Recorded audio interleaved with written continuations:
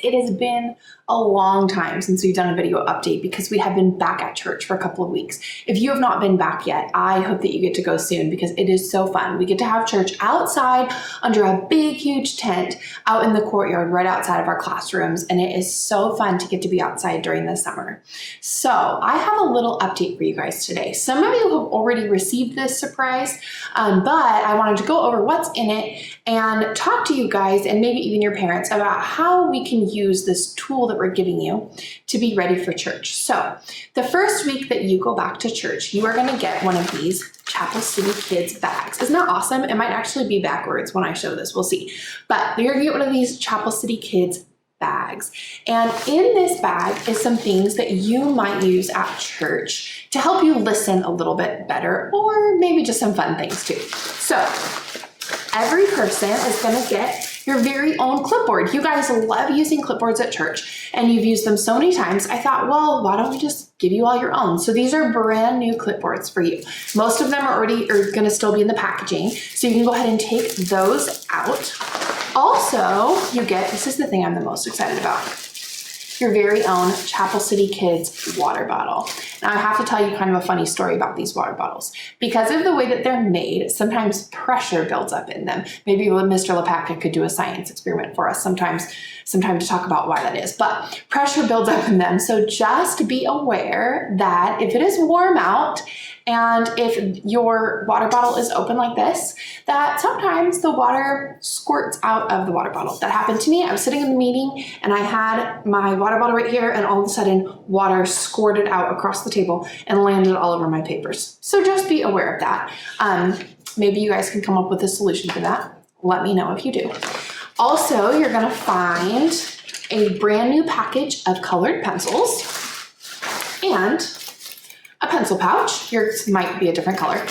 And a little thing of Play-Doh. Now, when you come to church that first week, there's also going to be note pages for you, probably just in your bag or on your chair. And those note pages or coloring pages are the ones that we do in class. So those pages won't necessarily line up with what Pastor Matt is preaching, but they're things that you can take home or that you can color while you're listening to Pastor Matt. And it's going to be a whole packet of pages that are for the whole month of August. And I'm going to give you guys new packets in September that will cover probably all the way through November.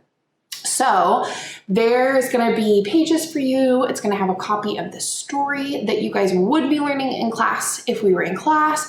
There's just some, every once in a while we'll add a different thing to the bag. But the point of this bag is for it to be something fun for you guys to remind you how to pack for church.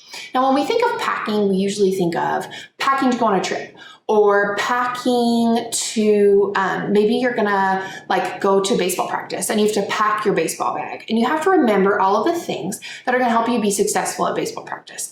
Well, that's gonna be different for everybody, especially depending on your age. But what I want you guys to think about is what can you put in your bag to help you pack for church? So maybe you have some crayons that you really like that you want to put in your pencil pouch. Maybe you need to make sure that you filled up your water because church is going to be outside and sometimes it is a little bit warm out there.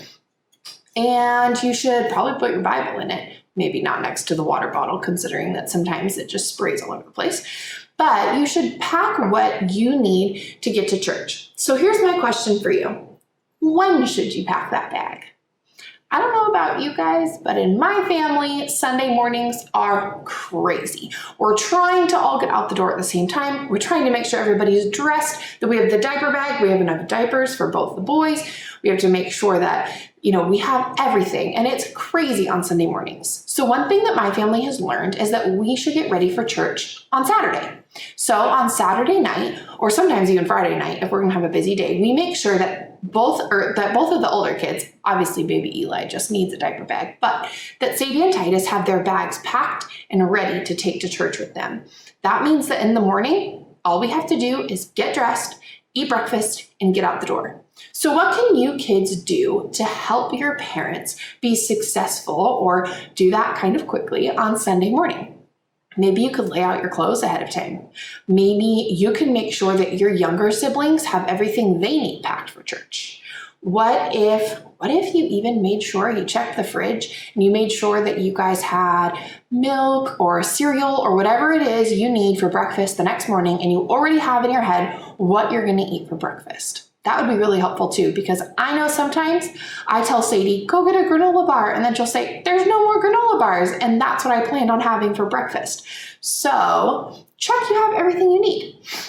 Now, there's other ways we can get ready for church. Sometimes when we get to church, because Sunday mornings are so crazy, we're frustrated or we're running late or we're feeling a little bit discouraged before church even starts. I bet that we can pack spiritually for church too. I want you guys to think on Saturday nights, what do you need to ask or to talk to your parents about or anything to be able to worship God on Sunday morning? Now, everything we do is an act of worship to God, and we know that we can do everything for His glory.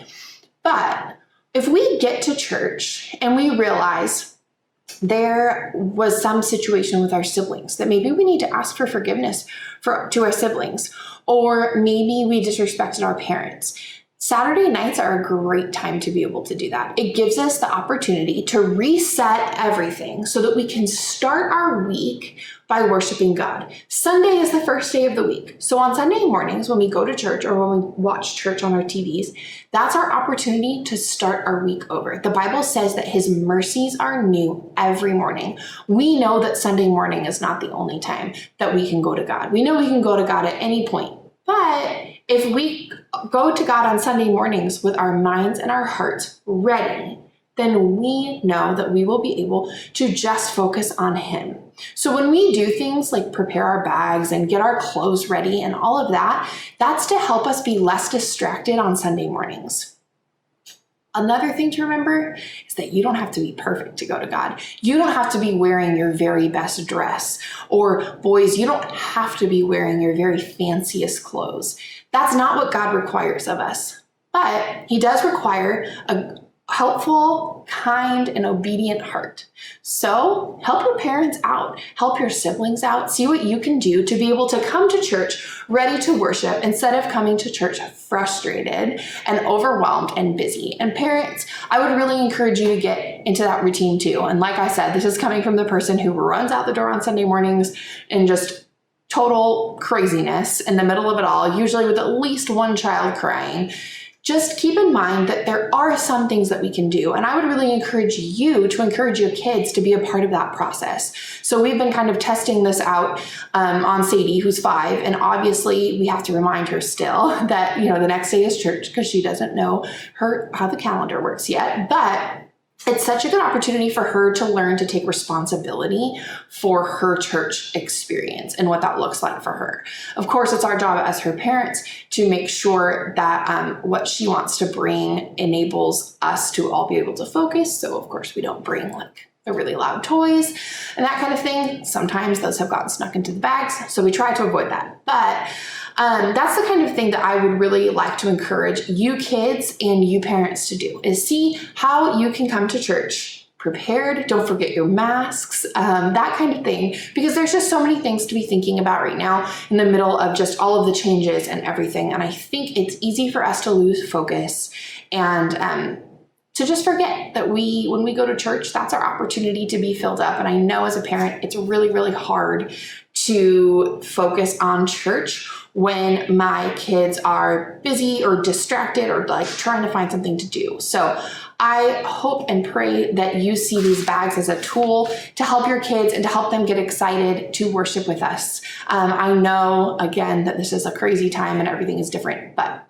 my prayer is that they will take ownership of that experience and that you can help them in that. So we miss you all. We love you. We cannot wait for you to get your Chapel City Kids bags. I would encourage you to find some labels, put a label on your bag, put a label on your water bottle, maybe like a little keychain, that kind of thing. Whatever is going to help your family. That is the goal of these bags. So we miss you all. We love you. And I hope to see you at Outdoor Church soon.